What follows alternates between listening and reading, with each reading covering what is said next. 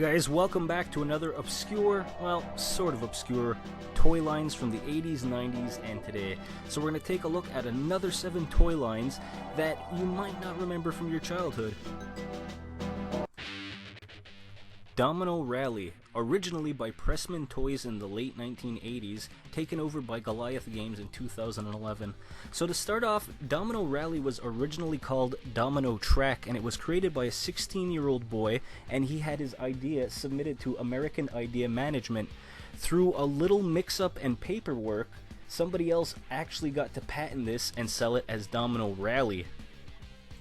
There were multiple sets released throughout the years, but your basic set for Domino Rally would consist of multicolored dominoes hollowed out on one side so they'd be easier to stand and knock over, and each set would come with a certain gimmick or stunt like the loop-de-loop, the zigzag ladder. They'd even have some that would fire planes and rockets. The main objective was to set up your dominoes into a playset and knock them all down. It was simple, but it was fun.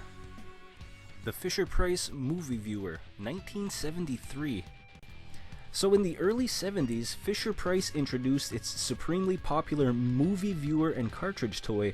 It was a camera-like device that, when operated by the crank, could show Super 8 films. The commercials promised that children could crank the device in slow motion, speed it up, or even run the films backwards, and best of all, the device didn't need any batteries.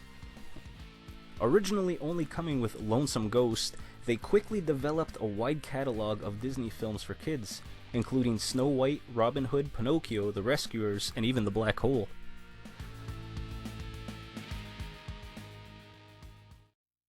Flash Gordon by Playmates, 1996. Now before we look at the 96 iteration, I know that there was a late 70s, early 80s Flash Gordon toy line that was tied into the cartoon that was based off the original movie from the 70s, but if you guys want to see that, let me know down in the comments, but information for that one is really hard to come by. So this is the 1996 reimagining of Flash Gordon. So this was meant to bring Flash Gordon into the late 90s. Flash was no longer the quarterback of, I think it was the New York Jets, but now he was a hip-flip skateboarding teenager with attitude. Most of the story is still the same, that he is a human from Earth, but now he has to stop Ming the Merciless and protect the planet Mongo. Gremlins Gizmo by Hasbro Softies, 1984. So this was like the have-to-have toy of the early 80s, and I remember having these as a child myself. So Gizmo is a Mogwai from the very popular Gremlins and Gremlins 2 movie. This was based off the Gizmo from the first Gremlins, obviously being in 1984, and you can see he kind of looks weird, but you know, when you're a kid you didn't really let that bother you. He was 10 inches tall, very soft plush, and he would make squeaking sounds when you shook or squeezed him. Just remember, you know, don't get him wet, and don't feed him after midnight. Keep him out of sunlight, it'll kill him. WWF Hulkamania Workout Set by LJN and Titan, 1985. Now, despite not having the Hulkster in the commercial, it's Mr. Wonderful Paul Ondorf, this is the way that kids would get the 24-inch pythons back in the day.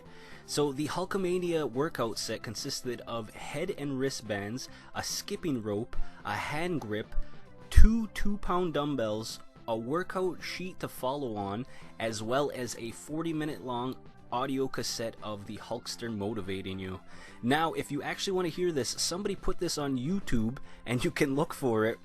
It's basically 40 minutes of 80s workout music, and every once in a while Hulkster will give you some motivation. Transformers Pretenders by Hasbro, 1989. So by the late 80s, the sale of Transformers was starting to decline in North America, so they needed to do something that they thought would spice up the toy line. Enter the Pretenders. These were Transformers that wore an outer shell in the guise of an armored warrior, monster, and something, you know, that would look like it was from Earth. So basically they were saying that you were going to get 2 toys in one. However, you know, it didn't sell well to kids because a lot of the monsters were vague beasts at best, and the Transformer that you got inside didn't really do anything that effective either. There wasn't even much articulation in the shell figure either. You might be lucky to get some arm swivel on them. Depending on the Transformer collector that you're speaking to, some people still hate these with a passion. Micro Machines Star Wars Action Fleet by Galoob, 1995. So Galoob saw a lot of success with their Star Wars Micro Machine line, so they wanted to roll this out into Action Fleet. These sets featured a vehicle roughly 15 centimeters long and two 3-centimeter figures. The vehicles were molded in a much stronger plastic than their Micro Machine counterparts, and they had several action figures that could go with it. The figures had posable arms and legs, and they could usually fit into the cockpits.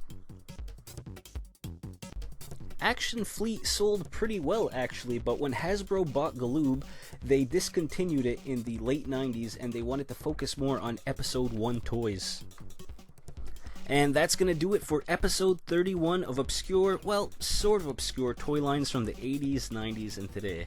Now, I know with the Pretenders and the Action Fleet, these are kind of more popular toy lines. I still find them a little obscure because it's not just Star Wars and Transformers. It's kind of like a subset to that toy line. And, you know, in order to keep this series going, we might have to go in that direction. As always though guys, if you feel that there's a toy line that I haven't covered yet, or a subset of a popular series that is kind of obscure, let me know down in the comments guys, because remember, this series is as much yours as it is mine, and I really appreciate all the helps, likes, comments, and of course, all the suggestions for obscure toys. Until next week guys, take care, I'll see you in a bit.